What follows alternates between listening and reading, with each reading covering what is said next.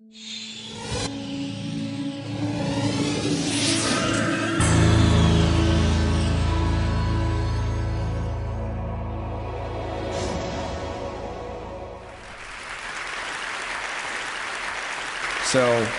here we go, a flyby of play.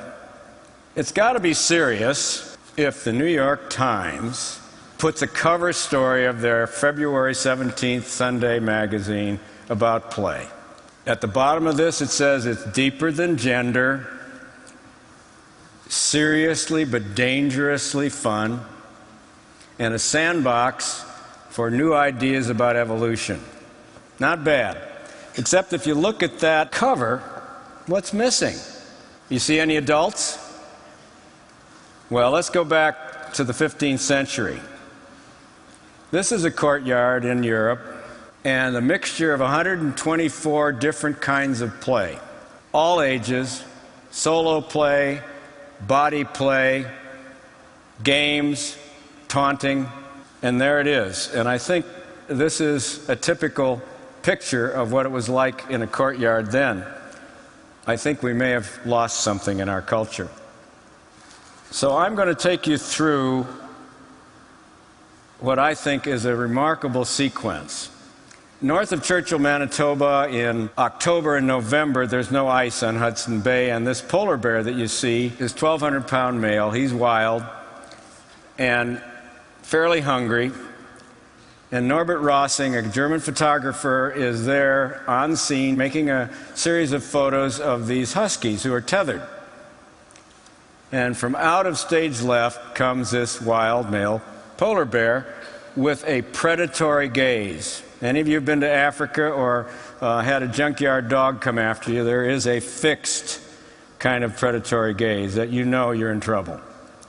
But on the other side of that predatory gaze is a female husky in a play bow wagging her tail. And something very unusual happens. That fixed behavior, which is rigid and stereotyped and ends up with a meal, changes. And this polar bear stands over the husky, no claws extended, no fangs, taking a look, and they begin an incredible ballet. A play ballet. This is in nature. It overrides the carnivorous nature and what otherwise would have been a short fight to the death. And if you'll begin to look closely at the husky that's baring her throat to the polar bear, and look a little more closely, they're in an altered state. They're in a state of play. And it's that state that allows these two creatures to explore the possible.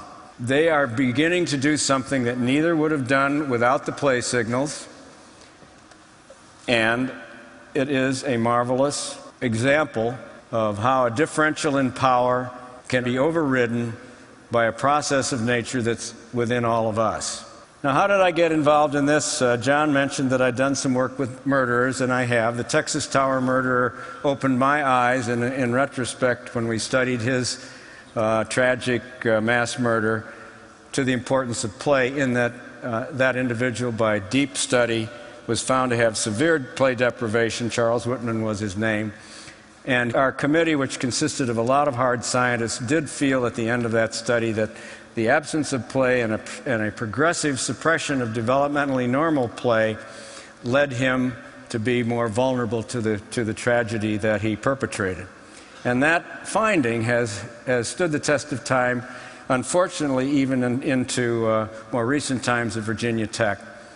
And other studies of populations at risk sensitized me to the importance of play, but I didn't really understand what it was. And it was many years in taking play histories of individuals before I really began to recognize that I didn't really have a full understanding of it, and I don't think any of us has a full understanding of it by any means. But there are ways of looking at it that I think can give us all a taxonomy, a way of thinking about it. And this image is, for humans, the beginning point of play. When that mother and infant lock eyes, and the infant's old enough to have a social smile, what happens spontaneously is the eruption of joy on the part of the mother, and she begins to babble and coo and smile, and so does the baby. If we've got them wired up with an electroencephalogram, the right brain of each of them becomes attuned, so that the joyful emergence of this earliest of play scenes and the physiology of that is something we're beginning to get a handle on. And I'd like you to think that every bit of more complex play builds on this base for us humans. And so now I'm going to take you through sort of a way of looking at play, but it's never just singly one thing. We're going to look at body play, which is a spontaneous desire to get ourselves out of gravity. This is a mountain goat. If you're having a bad day, try this. Jump up and down, wiggle around. You're going to feel better. And you may feel like this character, who is also just doing it for its own sake. It doesn't have a particular purpose, and that's what's great about play. If its purpose is more important than the act of doing it, it's probably not play. And there's a whole other type of play, which is object play. And this Japanese macaque has made a snowball, and he or she's going to roll down a hill. And they don't throw it at each other, but this is a fundamental part of being playful. The human hand, in manipulation of objects, is the hand in search of a brain, the brain is in search of a hand, and play is the medium by which those two are linked in the best way. JPL, we heard this morning, JPL is an incredible place. They have located two consultants, Frank Wilson and Nate Johnson, who are, Frank Wilson's a neurologist, Nate Johnson is a mechanic. He taught mechanics in a high school in Long Beach and found that his students were no longer able to solve problems. And he tried to figure out why, and he came to the conclusion quite on his own that the students who could no longer solve problems such as fix cars hadn't worked with their hands. Frank Wilson had written a book called The Hand. They got together. JPL hired them. Now JPL and NASA and Boeing, before they will hire a research and development problem solver, even if they're summa cum laude from Harvard or Caltech, if they haven't fixed cars, haven't done stuff with their hands early in life, played with their hands, they can't problem solve as well. So play is practical, and it's very important. Now, one of the things about play is that it is born by curiosity and exploration. But it has to be safe exploration. This happens to be okay. He's an anatomically interested little boy, and that's his mom. Other situations wouldn't be quite so good. But curiosity, exploration are part of the play scene. If you want to belong, you need social play. And social play is part of what we're about here today and is a byproduct of the play scene. Rough and tumble play. These lionesses, seen from a distance, looked like they were fighting. But if you look closely, they're kind of like the polar bear and husky. No claws, flat fur, soft eyes, open mouth with no fangs, balletic movements, curvilinear movements, all specific to play. And rough and tumble play is a great learning medium for all of us. Preschool kids, for example, should be allowed to dive, hit, whistle, scream, be chaotic, and develop through that a lot of emotional regulation and a lot of the other social byproducts, cognitive, emotional, and physical, that come as a part of rough and tumble play. Spectator play, ritual play, we're involved in some of that. Those of you who are from Boston know that this was the moment, rare, where the Red Sox won the World Series. But take a look at the face and the body language of everybody in this fuzzy picture, and you can get a sense that they're all at play. Imaginative play. I love this picture because my daughter is now almost 40 that's in this picture, but it reminds me of her storytelling and her imagination, her ability to spin yarns at this age, preschool. A really important part of being a player is imaginative solo play. And I love this one because it's kind of also what we're about. We all have an internal narrative that's our own inner story. The unit of intelligibility of most of our brains is the story. I'm telling you a story today about play. Well, this Bushman, I think, is talking about the fish that got away that was, that long, but it's a fundamental part of the play scene. So what does play do for the brain? Well, a lot. We don't know a whole lot about what it does for the human brain because funding has not been exactly heavy for research on play. I walked into the Carnegie asking for a grant. They'd given me a large grant when I was an academician for the study of felony drunken drivers, and I thought I had a pretty good track record, and by the time I had spent half an hour talking about play, it was obvious that they did not feel that play was serious. I think that's a few years back. I think that wave is past and the play wave is cresting because there is some good science. Nothing lights up the brain like play. Three-dimensional play fires up the cerebellum, puts a lot of impulses into the frontal lobe, the executive portion, helps contextual memory to be developed, and.